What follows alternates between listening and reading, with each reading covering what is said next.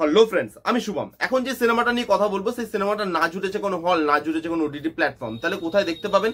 এটা রিলিজ করেছে সনি ম্যাক্সের টিভি চ্যানেলে 15 তারিখ রাত 8টায় এবং এটা রিপিট টেলিকাস্ট হয়েছে 16 তারিখ রাত 8টায়। এর পরবর্তীকালে আবার আপনি ম্যাক্সে কবে এই সিনেমাটা দেখতে পাবেন তার কিন্তু কোনো গ্যারান্টি নেই। তাই বলে কি দেখবেন না? তাহলে কোথা থেকে দেখবেন ভাই? টিভিতে রিলিজ করে গেছে, কোথা থেকে দেখবেন সেটাকে আমাকে বলে দিতে হবে। যান, যেখান থেকে জোগাড় করেন পেয়ে যাবেন। এখন কথা বলবো নওয়াজুদ্দিন সিদ্দিকীর ডায়না প্যান্টে অভিনীত নতুন সিনেমা অদ্ভুত, যেটা ডাইরেক্ট করছে শব্বির খান, যাকে আমার খুব ডিসেন্ট ডাইরেক্টর বলে মনে হয়, কারণ তিনি হিরোপান্তি এবং মুন্না মাইকেলের মতো জালি সিনেমাও যেরকম বানিয়েছে সেরকমই বানিয়েছে বাগি আর কামবাক তিশকের মতো ডিসেন্ট সিনেমা। তো কেমন হলো এই সিনেমাটা? পজিটিভ দিক, নেগেটিভ দিক সবকিছু নিয়ে কথা বলবো। আপনার টাইমটাকে ডিজার্ভ করে সবকিছু নিয়ে কথা বলবো এই ভিডিওতে। তার আগে গল্পটা আপনাদেরকে একটুখানি বলে নিই। এটা একটা ডক্টর কাপেলের গল্প, যারা নতুন বাড়িতে শিফট করেছে। নতুন বাড়িতে সেই কাপেলটার সঙ্গে আনইউজুয়াল জিনিসপত্র হয়। তারা পুলিশে কমপ্লেন না করে করেছে একজন ডিটেকটিভের কাছে কমপ্লেন। ডিটেকটিভকে নওয়াজুদ্দিন সিদ্দিকী, সে আসে, তাদের পুরো ঘটনা জানে। এই ঘটনাগুলো তাদের পাস্টের সঙ্গে জড়িত। কি সম্পর্ক তাদের পাস্টের সঙ্গে? এই ঘটনাগুলোর থেকে নওয়াজুদ্দিন সিদ্দিকী ওই ফ্যামিলিটাকে মুক্তি দিতে পারে নাকি পারে না, এই সবকিছু নিয়ে 1 ঘন্টা 50 মিনিটের এই সিনেমাটা হতে চলেছে। এবার যদি এই সিনেমাটার পজিটিভ দিক নিয়ে কথা বলি, দেখুন বেশ কিছু পজিটিভ দিক কিন্তু আছে এবং এই পুরো সিনেমাটা দেখার পর আপনার মনে হবে যে হ্যাঁ, এই সিনেমাটা কোন হল বা ওটিটি প্ল্যাটফর্ম ডিজার্ভ করে না। এখানে এটা যে টিভিতে রিলিজ করা হয়েছে সেটা কিন্তু জাস্টিফাই। টিভিতে রিলিজ করে বেশ ভালোই করেছে, বুদ্ধিমানের কাজ করেছে। কিছু পজিটিভ দিক আছে, যার মধ্যে ফার্স্ট পজিটিভ দিক লুক অ্যান্ড ফিল।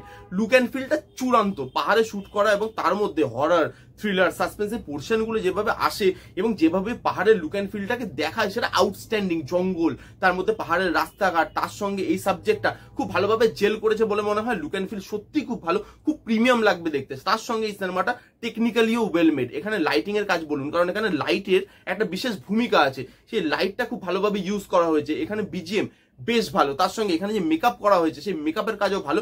কিসের মেকআপ সেটা আপনি পরে মুভি দেখলে বুঝতে পারবেন। মেকআপ কিন্তু বেশ ভালো। তো এখানে মেকআপ, লাইটিং, বিজিএম, এই টেকনিক্যাল ডিপার্টমেন্ট গুলো ভালো। টাকা পয়সা খরচা করা হয়েছে সেটা আপনি বুঝতে পারবেন। এবং এর পারফরমেন্সেস খুব ভালো হয়েছে। নওয়াজুদ্দিন সিদ্দিকীর লেভেলের পারফরমেন্স তো হয়নি, বাট ডিসেন্ট পারফরমেন্স। ডায়না প্যান্টিও ডিসেন্ট পারফর্ম করেছে। সাপোর্টিং কাস্ট চেষ্টা করেছে তাদেরকে সাপোর্ট করার। পারফরমেন্স মোটামুটি ভালো, আপনি এনজয় করবেন। এবং এর স্ক্রিন প্লেটা ভালো। 1 ঘন্টা 50 মিনিটের সিনেমা, কোথাও আপনাকে বোর করে না, কোথাও খুব যে টাইম ওয়েস্ট করে তাও নয়। এবং এই সিনেমাটা খুব তাড়াতাড়ি বেরোয় এবং প্লটে ঢুকে যায়, তারপর সিনেমাটা শেষ হয়ে যায়। তো আপনাকে প্লটটা বলবে এবং সিনেমাটা বেরিয়ে যাবে। তো স্ক্রিন প্লেটা যে বোরিং ভাবে লেখা সেটা কিন্তু নয়। স্ক্রিন প্লেটা বেশ এঙ্গেজিং, আপনার দেখতে মজাই লাগবে, চেনা গল্প হলেও।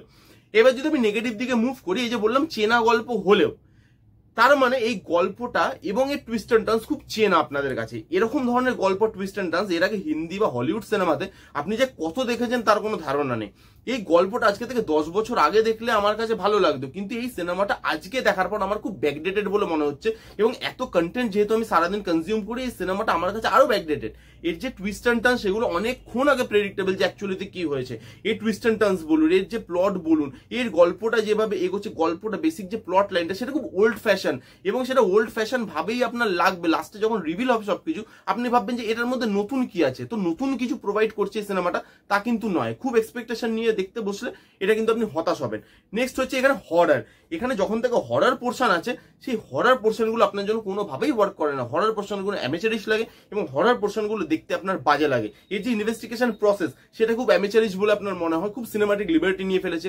এবং তার জন্য এর যে ইনভেস্টিগেশন প্রসেস, সেই ইনভেস্টিগেশন প্রসেসের সাথে আপনি খুব একটা ভালো করে কানেক্টেড ফিল করেন না, কারণ এখানে সিনেমাটিক লিবার্টি প্রচুর জায়গায় আছে। আর যেহেতু বললাম এখানে হরর পোর্শনটা ভালো না, এখানে যেহেতু ছোট সিনেমা, ক্যারেক্টারদের টাইম দেওয়া হয়নি, এখানে যেভাবে ফাস্ট পেস জিনিসটাকে বার করে তার জন্য না, এখানে কি হয়েছে, এখানে ইমোশনটা খুব ভালোভাবে ওয়ার্ক করে না। এখানে ছোট সিনেমা বলে ইমোশনের কোনো খেয়াল রাখা হয়নি। এবং হরর পোর্শনে যখন আপনি পাস্ট দেখাচ্ছেন বা মেন গল্পটা রিভিল করছেন, তার সাথে ইমোশনালি কানেক্টেড হওয়া দর্শকের খুব জরুরি।